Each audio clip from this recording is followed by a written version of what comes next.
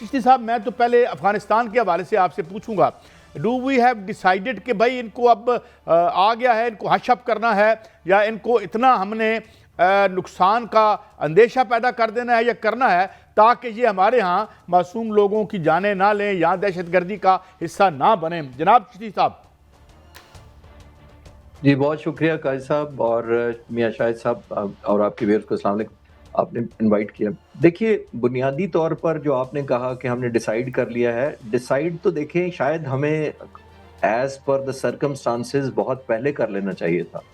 और ये तो हम रिस्ट्रेन कर रहे थे क्योंकि हमारी पॉलिसी का हिस्सा नहीं है कि हम टू फ्रंट प्रॉन्ग खोलें और दो फोर्सेस या दो बॉर्डर्स की तरफ हम अपने आप को डेल्यूट करें, अपनी फोर्सेस को, अपनी इंटेलिजेंस एजेंसीज को। लेकिन over a period of time आपने खुद देखा है कि जिस तरीके से हमें नुकसान उठाना पड़ रहा था एक शोहदा के जनाजों की शक्ल में, सिविलियंस कैजुअलिटी, मासूम खवातीन और बच्चे मारे जा रहे थे मुख्तलिफ हमलों में, तो आई थिंक ये तो मजबूरन हमें करना पड़ा है और ये बाई चॉइस नहीं है। और अभी भी जो हमने प्रोहिबिटिव कॉस्ट इम्पोज करने की कोशिश की है वो एक झलक दिखाई है। मैंने कल कंफर्म किया अपने कॉन्टेक्ट से यही वाली कि किस इंटेंसिटी का था, बहुत फोकस था, वेल मयर्ड था, वेल टाइम्ड था, सबसे इंपॉर्टेंट बात है, और जो इंटेंडेड टारगेट हम करना चाह रहे थे उसको अचीव किया है। ये तो जाहिर है एक बहुत सारी हिंदुस्तान की क्योंकि प्रॉक्सी पीछे है, उधर अफगानिस्तान की हुकूमत उनके पीछे है जो उनको लॉन्चिंग पैड के अलावा रिसीविंग पैड भी देती है, यानी यहाँ से जो बच निकल में कामयाब हो जाते हैं उनको वहाँ रिसीव भी किया जाता है एज वॉरियर्स के बहुत ज़रा कमाल करके आए हैं। तो इन हालात के अंदर हमारे पास जाहिर एक ऑब्लिगेशन हो गई थी कि 3 दिन पहले भी लेफ्टिनेंट कर्नल साहब और एक जवान हमारे शहीद हुए और ये सीरीज है जो कंटिन्यू है। और मैं अक्सर कहता हूं कि ये जो जनाजे होते हैं ये सिर्फ उनके भारी नहीं होते, हम पर तो कर्ज हो जाता है लेकिन हम फिर भी रिस्ट्रेन दिखा रहे थे और ये इंटेंसिटी बढ़ती जा रही थी और शायद दुश्मन ने समझ लिया था कि ये एक न्यू नॉर्मल है उनके पॉइंट ऑफ व्यू से, और शायद हम अपनी एक्सेप्टेंस, हमने थ्रेशोल्ड बढ़ा ली है कि अपना नुकसान उठाते जा रहे हैं at the cost of reputation. अगर मैंने माजरत अगर पहले आपके प्रोग्राम में जिक्र किया हो, मैं अपनी बारे में 30-35 साल जो मेरा एयरफोर्स का करियर है, मैंने एक जो सबसे ज्यादा मुश्किल या चैलेंजिंग मरहला वो देखा था जब मैं एक स्क्वाड्रन कमांडर था एक का, और मेरे स्क्वाड्रन में एक जहाज का क्रैश हुआ था और के 21 साल नौजवान का जो जनाजा मैं खुद लेकर उसकी वालदा और उसकी बहन और उसके भाई के हवाले करने गया था। और यकीन करें सबसे ज्यादा वो मेरे करियर में मुश्किल वक्त वो था क्योंकि 21 साल नौजवान, उन्होंने तो फाइटर पायलट बनने के लिए भेजा था और मुल्क की खिदमत करने के लिए भेजा था, हमने उसका जनाजा उसके घर पहुंचाया। तो ये रोजाना Pakistan army, law enforcement agencies, police and even civilians सबके सब ये उठा रहे हैं।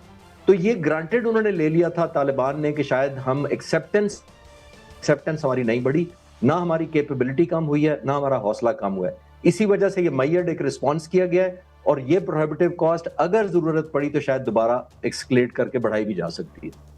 अच्छा जी जी ब्रिगेडियर साहब, मैं आपकी तरफ आऊंगा। अभी चिश्ती साहब फरमा रहे थे कि हमने टारगेट अचीव किए हैं और बर वक्त जो है वो कार्रवाई की है, इसमें कोई शक नहीं, और बिल्कुल फोकस्ड कार्रवाई थी और टारगेट जो है वो अचीव किए हैं।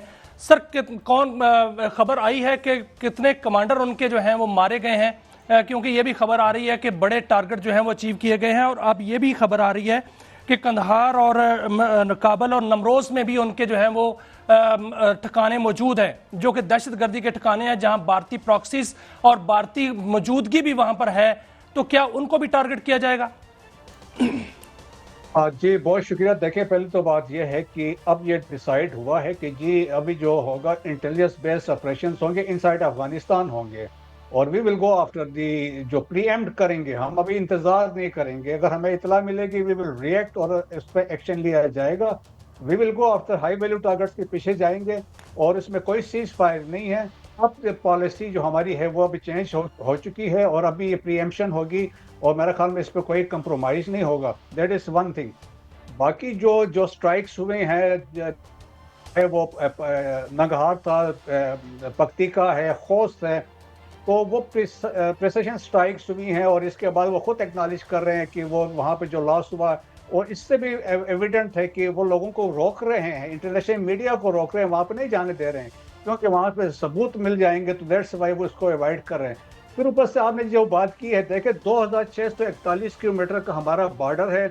अगर हम स्टार्ट करते हैं वाह खान से लेके और नीचे निमरोज तक जाते हैं या तख्तान तक जाते हैं, 1268 किलोमीटर बलोचिस्तान है, 1226 किलोमीटर खैबर पख्तूनख्वा है, 114 किलोमीटर का बॉर्डर है आपका गिलगित बल्तिस्तान के साथ। सो बदख्शां से लेके अगर जब हम आते हैं तो पक्तिका ये साउथ ईस्टर्न, ये ईस्टर्न जो पोर्शन बनता है, यहाँ पे फितनल खारिज भी है, फितना, और इसके बाद दाइश के लोग यहाँ पे है, अल कायदा के प्रेजेंस से, और आप इससे नीचे जाते हैं तो फितनल हिंदुस्तान भी है, और एट प्लेसेस वहाँ पे प्रेजेंस फितनल खारिज की भी है। तो देखें जो स्ट्राइक्स हुई हैं, मैं आपको सिंपल ये चीज़ें समझाने की कोशिश करता हूँ कि जो नंगहार पे हम जो स्ट्राइक्स हुए वो इसलिए हुए क्योंकि नंगहार के साथ हमारा खैबर डिस्ट्रिक्ट लगता है और खैबर डिस्ट्रिक्ट का तीरा वैली लगती है। तो जितने इन्फिल्ट्रेशन हुए हैं तीरा वैली, वहाँ से लोग आते हैं, तो दैट्स वाई वहाँ पे फितनल खारिज से नूर वली ग्रुप के लोग हैं, और इसके अलावा वहाँ पे दाइश की भी प्रेजेंस है। आप जब नीचे आते हैं खोस्त वाली साइड, तो खोस्त के हमारा नॉर्थ वजीरिस्तान है, तो नॉर्थ वजीरिस्तान और खोस्त में हेडक्वार्टर है, बेस ऑफ ऑपरेशन है गुल बहादुर ग्रुप का। इसी तरह आप नीचे जाते हैं तो पक्तिका है, पक्तिका के हमारा हमारा साउथ वजीरिस्तान है, तो उधर पक्तिका में भी वहाँ पे भी ये मौजूद है। सो गुल बहादुर ग्रुप का ये स्ट्रांग होल्ड है, और यहाँ पे they are supported by Haqqani network. So that's why जो बॉर्डर रीजन पे हमने स्ट्राइक्स किए हैं, तो वहाँ पे ये कैंप्स वहाँ पे मौजूद थे। ब्रिगेडियर तो साहब, इसी ये जो तरीके से स्ट्राइक्स हुई हैं ये फोकस्ड हुई हैं, एक टारगेटेड हुई हैं, इसमें कोई शक नहीं। लेकिन एक चीज जो देखने में आई है वो ये है, पहले भी ऐसा हुआ था कि वो उन सरगना जो हैं और कमांडर जो हैं उनको अवाम में ले जाते हैं, जिस तरह काबुल शहर है वहां ले जाते हैं ताकि वो टारगेट ना किए जा सकें। क्या उनको भी टारगेट किया जाएगा और वो कौन सी टेक्नोलॉजी इस्तेमाल की जाएगी? दूसरा सर ये फरमाइएगा कि जो भारतीय मीडिया है वो ये क्लेम कर रहा है कि भारत ने अपने जहाज जो हैं वो अफगानिस्तान एयर बेस जो है उनकी वहां पर पहुंचा दिए हैं। अगर कोई ऐसी हरकत होती है तो फिर फुल फ्लेज जो है वो वार हो सकती है। ये पहले तो मेरा ख्याल में बड़ी मजाक वाली बात है, वो खुद अपने जहाज गिरवा रहे हैं। प्रोफेशनलिज्म हमने उनका देख लिया था, उनके राफेल के साथ क्या होगा। तो this is out of question. देखें वो इस तरह काम हो ही नहीं सकता है। बाकी certainly we will go after high value targets पे जाएंगे। काबुल में प्रेजेंस है, फितनल हिंदुस्तान भी फितनल खारिज में है या डिफरेंट एरियाज में है, तो यकीनन वी विल चेस देम, उनको ढूंढा जाएगा। इवन अंदर से नॉर्दर्न रेजिस्टेंस फ्रंट है, अगर वो इसको उनके पीछे जाते हैं तो यकीनन हर वो ऑप्शन हम यूज करेंगे। देखें फ्यूचर में एयर स्ट्राइक्स भी हो सकती हैं, आपके ड्रोन स्ट्राइक्स भी हो सकते हैं, आपकी आर्टिलरी स्ट्राइक शेलिंग भी हो सकती है, इवन टेक्टिकल भी हो सकते हैं, एंड यू नेवर नो कि अफवाह खान भी उनके हाथ से निकल सकता है। अच्छा एयर कमोडोर साहब, मैं एक बहुत बड़ी खबर है सर कि वाह खान उनके हाथ से निकल सकता है। चिश्ती साहब, ये बहुत बड़ी खबर ब्रिगेडियर साहब ने दी कि वाह खान जो है वो अफगानिस्तान के हाथ से निकल सकता है, क्योंकि वाह खान के रास्ते भी दहशतगर्दी जो है वो होती है, चीन के अंदर भी और पाकिस्तान के अंदर भी और दूसरे दीगर इलाकों में भी। ये जो अभी ब्रिगेडियर साहब ने फरमाया कि हर जो है वो हरबा और हर रिसोर्स इस्तेमाल किया जाएगा, जो वहां पर कमांडर हैं, जो उनके सरगना हैं और जो उनके वहां पर ठिकाने हैं भारतीय प्रॉक्सीज के, उनको जब टारगेट किया जाएगा तो क्या भारत की तरफ से कोई रद्द अमल का इम्कान है और उसको किस तरह टैकल किया जाएगा? जी मियां साहब, रेस्ट अश्योर्ड के हिंदुस्तान में अभी हिम्मत नहीं है। जैसे ब्रिगेडियर मसूद कह रहे थे कि इस वक्त अभी वो अपने जख्म छाट रहे हैं, उनको अभी नहीं है फुर्सत, उनके अपनी अपग्रेडेशन ड्यू है, अपनी कौम को भी जवाब देना ड्यू है। वो इन्हीं के थ्रू करवाएंगे, अभी हमारे सामने इंशाल्लाह ताला नहीं आएंगे। पहली बात तो ये है। दूसरी बात ये है, जो आपके टारगेट की प्रिसीजन की बात कर रहे थे, मैं आपके व्यूअर्स के आसानी के लिए बता देता हूँ कि टारगेटिंग ये स्ट्रैटेजी बनती कैसे है। वो इस तरह नहीं बनती है कि आप रैंडमली जाकर नी जर्क रिएक्शन करते हैं और जाकर बाद आपको लगा कि शाम को कोई इकट्ठे हुए हैं जाकर स्ट्राइक कर दी गई। ऐसा नहीं होता। ये कई हफ्ते कई महीने डाटा बिल्ड होता है, इंटेलिजेंस एजेंसीज हैं, हमारे पास सेंसर्स हैं, सैटेलाइट्स हैं, बहुत सारे सोर्सेज हैं जिनसे ये वेरिफिकेशन की जाती है। फिर टारगेटिंग जब कर ली जाती है, दैट मीन्स एक टारगेट्स आइडेंटिफाई हो जाते हैं, फिर उनको रीवेरिफिकेशन काउंटर कंफर्मेशन की जाती है। एक बात। दूसरी बड़ी इंपॉर्टेंट बात यह है कि देखा यह जाता है कि किस तरह का नेचर ऑफ टारगेट क्या है, यानी स्प्रेड आउट है, कोई ट्रेनिंग कैंप है, फोकस्ड कोई टनल है। तो फिर टारगेटिंग स्ट्रैटेजी के बाद फिर डिसाइड होता है पाकिस्तान आर्मी और पाक फिजाइया के दरमियान मिलकर, क्योंकि पाकिस्तान आर्मी के पास भी बहुत सारे एसेट्स ऐसे हैं, जैसे ब्रिगेडियर साहब कह रहे थे कि स्टैंड अलोन भी ऑपरेशन कर सकती हैं।